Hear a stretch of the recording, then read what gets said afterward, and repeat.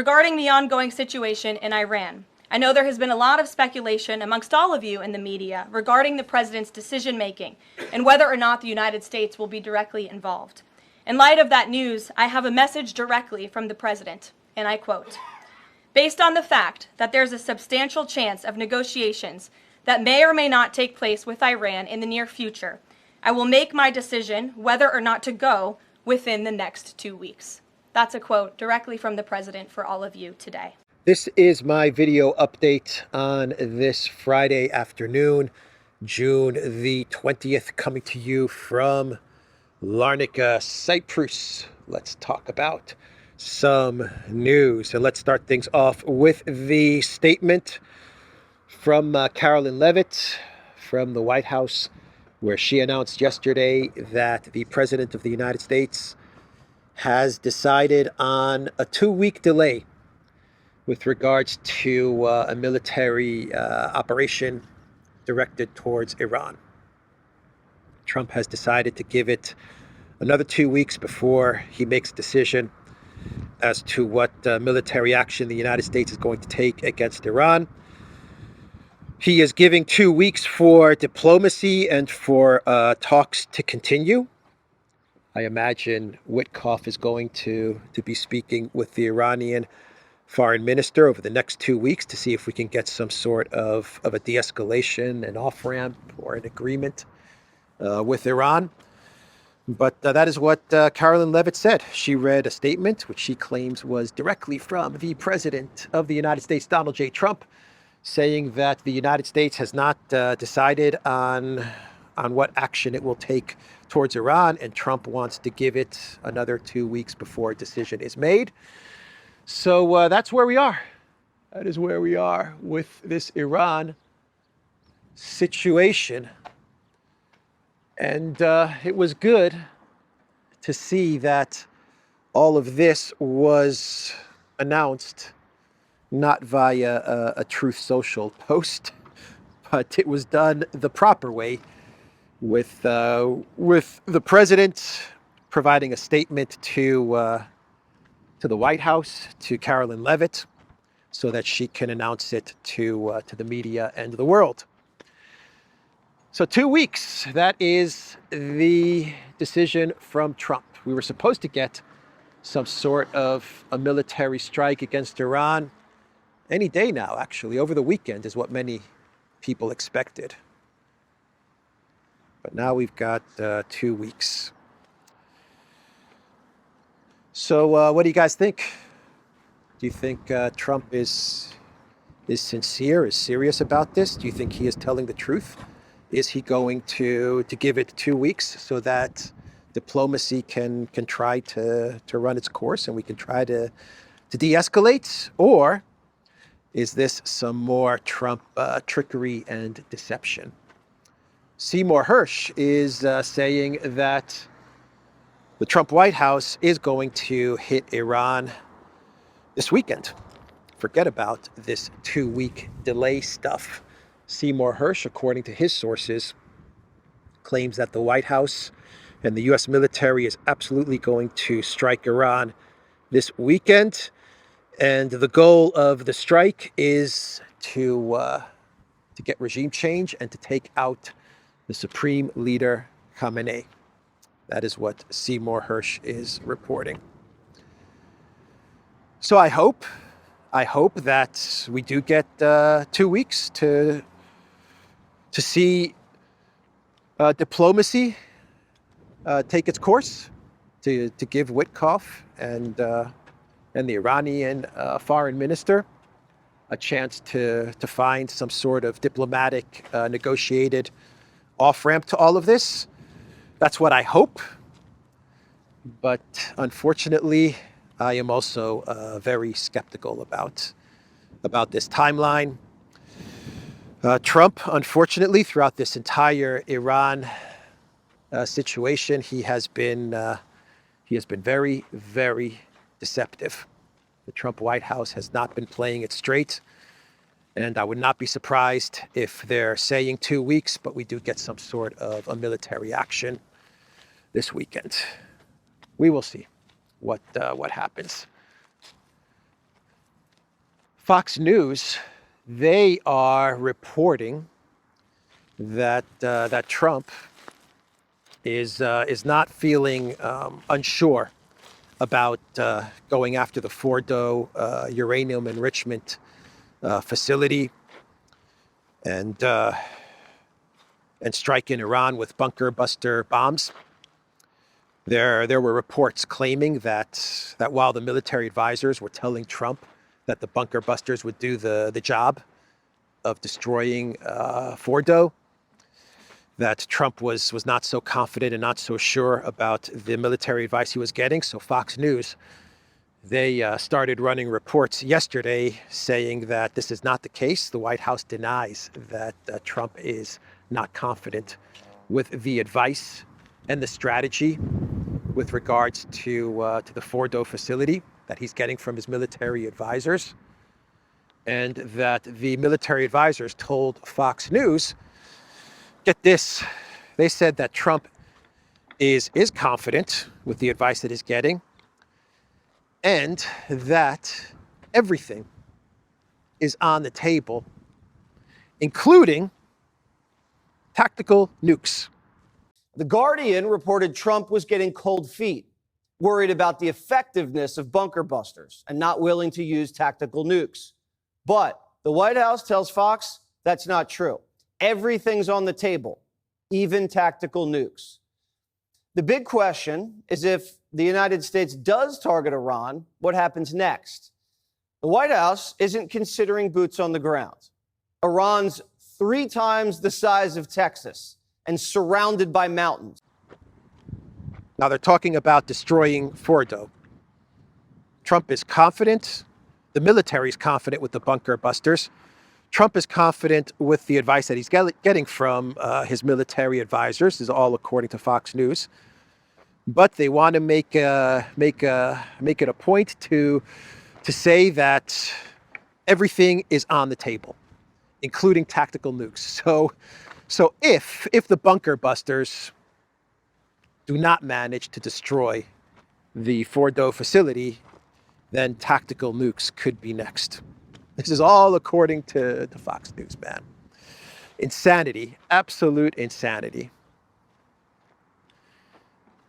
I remember with Ukraine, the Ukraine conflict, that this is going all the way back to Biden, but the collective West, the United States, NATO, they were going crazy over this narrative that they created. They cooked up this narrative that Putin is getting so desperate because he's losing so bad, and the Russian economy is in tatters, and Russia's running out of missiles and tanks and weapons. He's getting so desperate that he's considering using a tactical nuke. Remember that?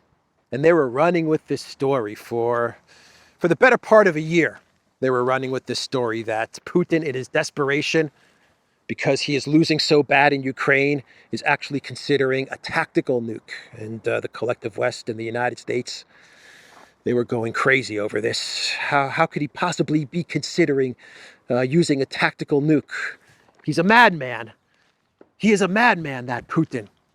And now we have the White House telling Fox News a tactical nuke is being considered. And all of this is about Iran not getting nuclear weapons. So this whole situation, if you believe this narrative, we know it's about regime change. But if you believe the narrative coming out of the White House, the policy is that Iran must not get a nuclear weapon. So Iran must not get a nuclear weapon. And in order to make sure that Iran does not get a nuclear weapon, we're going to use nuclear weapons.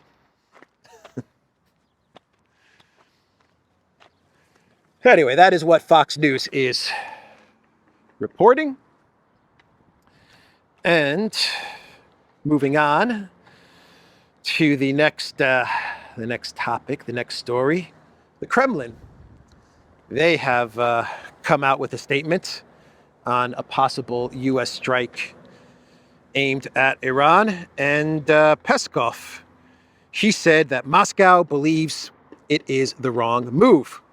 This is a step that is bound to lead to further escalation, a major escalation, and would only complicate the situation in the region. Such conflicts are capable of setting the entire region on fire, Peskov warned. He added that Russia is ready to assist in resolving the conflict. Asked about the possibility of regime change in Iran at the hands of the U.S. or Israel, Peskov said, "We believe that it is unacceptable to have such conversations, and even more so to take such actions." Israeli officials now, government officials, are openly saying that they're going to try and take out Khamenei. That's the goal now. The goal is now to take out Khamenei. So we've gone from Iran should not be allowed to enrich uranium, to Iran should never get a nuclear weapon, to regime change, to assassinate Khamenei. That's how we've gone through this entire crisis. That's how we've moved through this entire crisis, the narratives that have shifted. So Israel's saying, look, we want to annihilate Khamenei. That's it. That's what we want to do. We want him gone. We want to get him. They're openly saying it. Peskov is saying, don't do it. This is going to be a disaster. If you do such a thing, it is going to be an absolute disaster. It is going to lead to chaos in the region. Khamenei, he is a spiritual leader. If you do take him out, he will be martyred. And there will be all kinds of chaos following any type of a strike that assassinates the supreme leader of Iran. And he is not only a spiritual leader to Iran, but he's a spiritual leader to many people in the region. So that would be a complete catastrophe to take out Khamenei. But that's what the goal is now, to take out Khamenei. The EU, the foreign ministers of the European Union, everyone that's worried about some sort of a big catastrophic war, don't be worried. Do not be worried, because the foreign ministers of the European Union and stunning and brave Kaja Kallas, they're going to fix this. That's right. They're going to solve this crisis, and they're going to try to find a way to get the United States and Iran back to the negotiating table, to agree on a deal and to de-escalate. That's right. The foreign ministers of which countries? Let's see. The foreign ministers of France, of Germany, and the UK, along with stunning and brave Kaja Kallas. They are going to travel to Geneva to meet with the foreign minister of Iran, and they're going to try to find an off-ramp. This is according to Politico. Europe strains to give Trump an off-ramp on bombing Iran. Germany, France, and the UK prepare for talks with Iranian officials in Geneva. Can they stop Trump joining Israel's war? And Politico says, what can stop the Iran war? With Donald Trump poised to order a bombing raid on Iran's subterranean nuclear facilities, and Israel urging him on, it seems unlikely that the answer could be 3 European ministers and an Estonian politician with the title of EU High Representative for Foreign Affairs and Security Policy. But the foreign ministers of Germany, France, and the UK, with Kaja Kallas, the former Estonian leader in question, are expected to join emergency talks in Geneva with representatives of Iran on Friday. So just so we understand what's going on here, Kaja Kallas, the foreign minister of France, who I always forget the dude's name, but the foreign minister of France, stunning and brave, the new foreign minister of Germany, what's the guy's name? Mr. Wonderful, and David Lammy, they're going to solve this crisis. That's right. God help us. God help us. David Lammy is going to meet with Rubio before the meeting in Geneva, and then he's going to travel to Geneva, and he's going to join the rest of the A-team as they speak with Iranian officials to try and find some sort of an off-ramp to a catastrophic war between the United States, Israel, and Iran. The fate of the fate of the world, the fate of the region, let's say the fate of the region, rests in the hands of Lammy, Kallas, the new German foreign minister, and the French foreign minister who no one knows his name. That's where we are, everybody. Man. Oh boy. So Grossi, the IAEA chief, he's appearing on a lot of Collective West media outlets, and he has changed his tune. Mr. Grossi, IAEA chief, he is saying that Iran is nowhere near to getting a nuclear weapon. Really, Mr. Grossi, because the day before Israel attacked Iran, you decided to put out a report and a resolution saying that, Iran is just not compliant with the IAEA, not compliant. And that gave Israel all it needed to launch the attack against Iran. And now it looks like Grossi is regretting what he did. But you know what you did, Grossi. You know what you did. You know what you were doing. Maybe he's freaked out because there are reports saying that Iran is going to take Grossi to court, to international court. In that report, I also said that at this point, we do not have any indication that there is a systematic program in Iran to manufacture, to produce a nuclear weapon. Iran is saying that Grossi misled, and he was working not on behalf of the IAEA or the United Nations, but he was working on behalf of hostile actors towards Iran, and they're taking him to court. These are some documents that I've seen floating around the interwebs. I believe it. I believe it. Iran is very upset with Grossi. Iran blames IAEA chief's betrayal for strikes on nuclear sites. Tehran says Rafael Grossi's biased report has helped justify Israel's attack. Yeah, so he was on CNN yesterday with Anderson Cooper, and he said no signs of Iran making a nuclear weapon, none at all. He said to Christian Amanpour, very sophisticated journalist and international correspondent, he said no signs of Iran getting close to a nuclear weapon. That's what he told Christian Amanpour. And now he's going on Anderson Cooper saying the same thing. That's right, Grossi. I wonder if Grossi is feeling a little bit of guilt, or is he just trying to save his butt? Feeling guilt because he might be taking the world towards a terrible, horrific war, or is he just trying to save his ass? That Grossi. Grossi was the guy that would go to the ZNPP, right? And he refused to come out with a statement saying that Ukraine was hitting the ZNPP. That's Grossi. Everyone knew Ukraine was launching drones and attacks into the ZNPP, and Grossi would come out with statements saying attacks must end towards the Zaporozhye nuclear power plant. We cannot have attacks on the ZNPP. And Russia would tell Grossi, well, who's launching these attacks? Well, I don't know. Just attacks, I don't know. I don't want to say. I can't tell. It could be Russia. It could be Ukraine, right? I don't want to say. That was Grossi. He does the bidding of the collective West. That's how it looks, at least. And then I remember with Ukraine and the ZNPP, he did not want to say that Ukraine was trying to hit the ZNPP, leading people to believe, some people to believe, not very intelligent people, to believe that Russia was attacking its own power plant, right? That makes a lot of sense.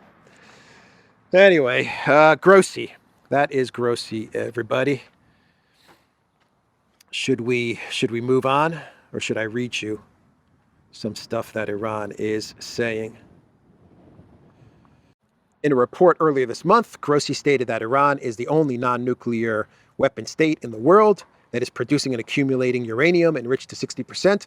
However, in an interview with CNN on Tuesday, the IAEA chief say UN inspectors have not found any evidence that Iran was undertaking a systematic effort to move into a nuclear weapon.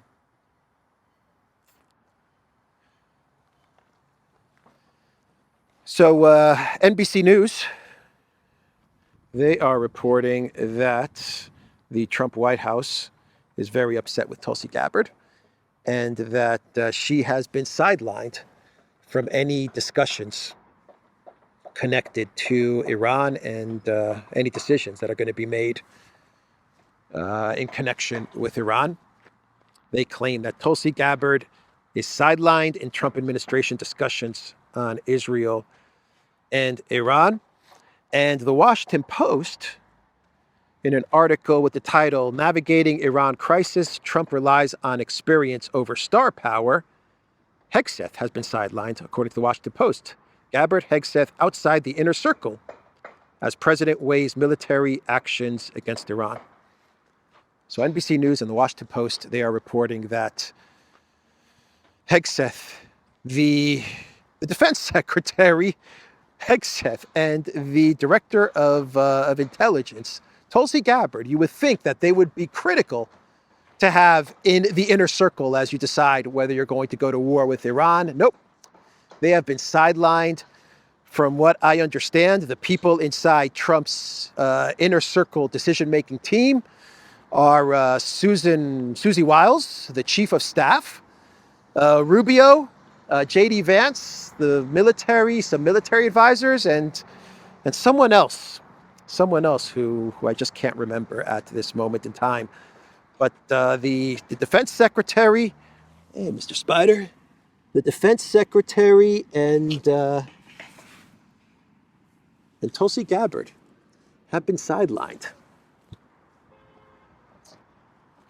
In the NBC article, according to their sources, they say that Tulsi Gabbard's people, they told NBC that Tulsi Gabbard is not going to resign because of this tension with the president. And they also claim that a lot of this talk about a fight or tension between the president and Tulsi is overblown. That is what officials, staff of Tulsi Gabbard told NBC News. So Politico, they put out an article with the title, The Ukrainian Official Washington Loves to Hate. And that's a photo of Zelensky's entertainment lawyer, Andrei Yermak. Andrei Yermak, they say, is an irritant. He is annoying, and that Republicans and Democrats and Trump officials, White House staff, they can't stand it when Yermak travels to D.C. That's what Politico is saying. Who would have thought that the one person that unites all of Washington is Andrei Yermak, Zelensky's entertainment lawyer. Politico says that Yermak has no understanding of how Washington works. He has no understanding of diplomacy, of foreign policy. He's completely clueless, and he's annoying, and they just can't stand the guy. This is according to Politico. Politico loves the Green Goblin. They love Ukraine. They love the Green Goblin. But they don't like Yermak. Anyway, that's Politico. And let's start entering into some clown world territory. The very smart, the genius professor, Jordan Peterson, he posted on X a bombshell new report on true disinformation. Pay attention. And there's a screenshot of a New York Post article with the title, Rogue States, Russia and Iran attempting to destroy MAGA movement with disinformation bot army. That's right. It's the Russian and Iranian bot armies that are going to take down MAGA, according to Jordan Peterson. Man, what happened to Jordan Peterson? Used to like the guy, but he's gone a little cuckoo for Cocoa Puffs, hasn't he? You actually believe this nonsense from the New York Post? Russia and Iranian bot armies. Come on, man. That's what's going to bring down MAGA? I don't think so. I don't think it's the Russian and Iranian bot armies that are causing this tension in MAGA. It's the United States getting involved in another useless, deceitful, catastrophic Middle East war. That's what's tearing apart MAGA. Professor Peterson. Anyway, let's do a couple of clown worlds. We're already in clown world territory, I guess. And let's talk about the French Prime Minister. I talked about the French Foreign Minister, who no one knows his name. Now let's talk about the French Prime Minister, Mr. Bayrou, who decided to show France's strength, France's military muscle. This guy has been talking about France taking on Russia for a while now. Mr. Bayrou does not like Russia. He would like France to take on the Russian military because the French military is a mighty military, and so he decided to show off how mighty the French military truly is. And he decided to get into the cockpit of a French fighter plane, a Rafale fighter jet, and he got into the cockpit of that fighter jet. The very strong and powerful French Prime Minister, Mr. Bayrou, gets into the cockpit of the Rafale fighter jet, and he gets in the cockpit, and he can't get out of the cockpit. He gets stuck, man. He gets stuck. Oh my God. Can't make this stuff up, man. They couldn't get him out because his belly got jammed in the cockpit, and he couldn't find his way out. They finally got him out, but man, was that embarrassing. Very, very embarrassing from the French Prime Minister. And since we're talking about the amazing leadership we have in Europe, let's talk about 008 Keir Starmer, who was going to meet the president of South Korea. And he was in the room about to meet the president of South Korea, and he saw someone. Oh my God, look at that lizard. Oh my God, I know you guys caught that. I know you guys caught that.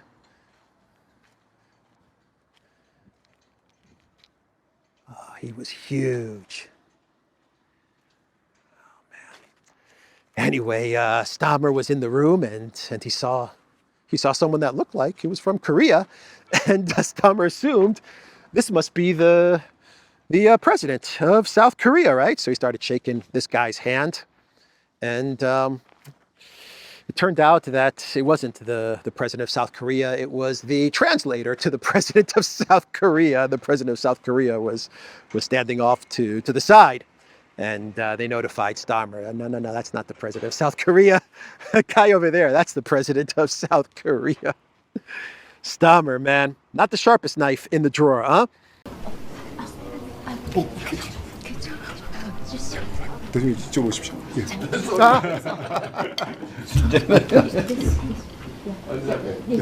Okay. 저 비켜주십시오.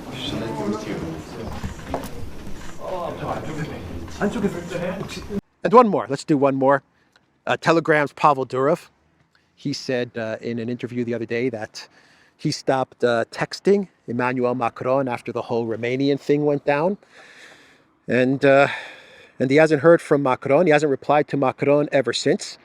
But the interesting part about this story is that Durov admitted that before the whole Romanian fiasco, the Romania election fiasco, and all the information that Durov said about the Romanian election, which went against Macron and France meddling in the Romanian election. Durov said before all of that, Macron would send them all kinds of texts. He would be texting Durov all the time. I wonder what is Macron telling you, Pavel Durov? What is he texting you? My God, what is he texting you?